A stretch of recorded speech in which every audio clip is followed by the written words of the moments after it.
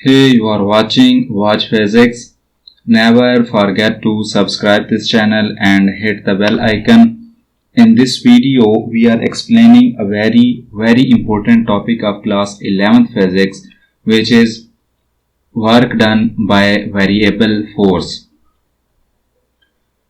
इस वीडियो में first of all हम एक्सप्लेन करेंगे what is meant by variable force.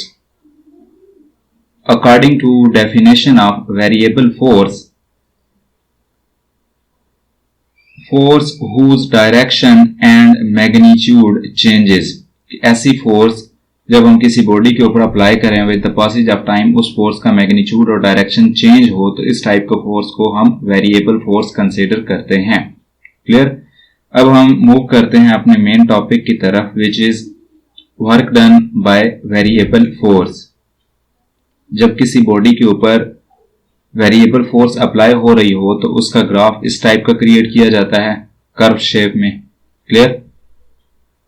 Consider a particle moving from point A two point be with variable force. Suppose करें कि एक particle point A से point B तक move करता है विद वेरिएबल फोर्स. अब हमें वर्क डन की वैल्यू फाइंड करनी है. कैसे? Work done by variable force is calculated by. कैसे कैलकुलेट करना है? Dividing displacement into small intervals. कि जो होल डिस्प्लेसमेंट बॉडी ने कवर किया है उस डिस्प्लेसमेंट को आप स्मॉल इंटरवल्स में डिवाइड कर देंगे. जैसा कि आप ग्राफ में देख सकते हैं कि हमने ग्राफ को टोटल डिस्प्लेसमेंट को स्मॉल इंटरवल्स में डिवाइड कर रखा है. Got this point? आपके पास सेम ग्राफ है. अब हम वर्क डन की वैल्यू फाइंड करने जा रहे हैं हर इंटरवल की. वर्क डन का फार्मूला होता है W is equal to f dot d. तो क्योंकि फर्स्ट इंटरवल का वर्क डन की वैल्यू फाइंड करने लगे हैं इस वजह से del W1 is equal to F1 dot del D1. Del W1 is equal to F1 cos theta 1 del D1. Same as it is हम second interval, third interval, fourth interval और up to nth interval तक की value find करेंगे. nth interval की value आपके पास होगी del W1 is equal to Fn cos theta n del Dn. Clear. ये आपके पास इंडिविजुअल वर्क डन की वैल्यू है. हर इंटरवल की वर्क डन की वैल्यू हमने फाइंड की 1 से लेकर n तक. अब हमने टोटल की फाइंड करनी है. कैसे फाइंड करेंगे? सबको सम अप करके. तो total work done is equal to del W1 plus del W2 plus del W3 up to nth interval तक सबको प्लस किया. क्लियर. अब हमने हर इंटरवल की वैल्यू तो फाइंड की हुई है तो हमने जस्ट वैल्यू को रिप्लेस करना है. जैसे कि फर्स्ट इंटरवल की वैल्यू है F1 cos theta 1 del D1. Same as it is second interval की वैल्यू हम रिप्लेस करेंगे. अप टू nth इंटरवल तक की वैल्यू को हम जस्ट रिप्लेस करेंगे. क्लियर. अब हमने इसको समेशन की फॉर्म में लिखना है क्योंकि टोटल वर्क डन है. Total work done is equal to sigma Fi cos theta i del Di. Clear. Where आपके पास i की वैल्यू क्या होगी? i की वैल्यू आपके पास 1 से लेकर n तक होगी. तो ये आपके पास एक फाइनल रिजल्ट आ जाता है work done by variable force का. Got this point? I am hoping यहां तक आपको कोई डाउट नहीं होगा. अब हम एक्सप्लेन करते हैं ग्राफिकल मेथड को.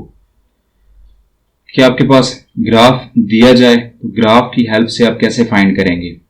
Work done can also be calculated by plotting a graph between f cos theta मतलब force and d mean displacement. Graph is in irregular shape. तो आपके पास जो ग्राफ क्रिएट होता है वो इरेगुलर शेप में होता है क्योंकि फोर्स जो होती है वो वेरिएबल फोर्स होती है. आप ऑब्जर्व कर सकते हैं कि ग्राफ का इनिशियल पॉइंट और फाइनल पॉइंट एक कर्व शेप में क्रिएट किया गया है. अब हमने वर्क डन की वैल्यू फाइंड करनी है. कैसे करेंगे?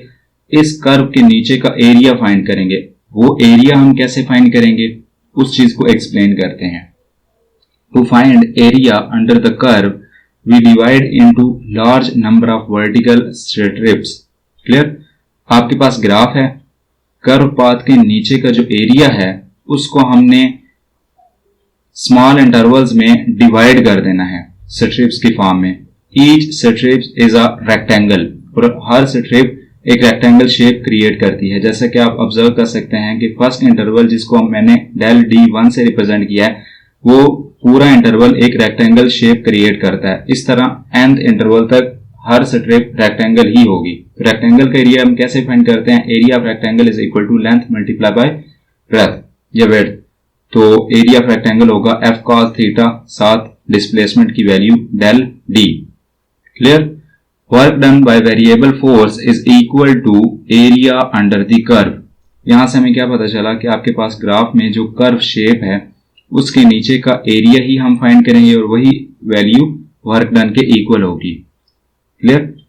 हमारे पास वेरिएबल फोर्स की हेल्प से हमने एक ग्राफ प्लॉट किया जो एक इरेगुलर शेप में ग्राफ था, कर्व शेप में। कर्व शेप के नीचे हमने स्मॉल इंटरवल्स क्रिएट किए, हर इंटरवल रेक्टेंगल शेप का था और उसका रेक्टेंगल का एरिया फाइंड किया। क्लियर? वो जो शेप कर्व लाइन के नीचे का जो एरिया है वही वर्क डन की वैल्यू होगी। आई एम होपिंग इस लेक्चर के रिलेटेड आपका कोई डाउट नहीं होगा। अगर किसी टाइप का कोई डाउट है तो आप कमेंट कर सकते हैं, आपको आपका आंसर मिल जाएगा। इस चैनल को सब्सक्राइब करें, बेल आइकन को हिट करें। अपना ख्याल रखें। अल्लाह हाफिज।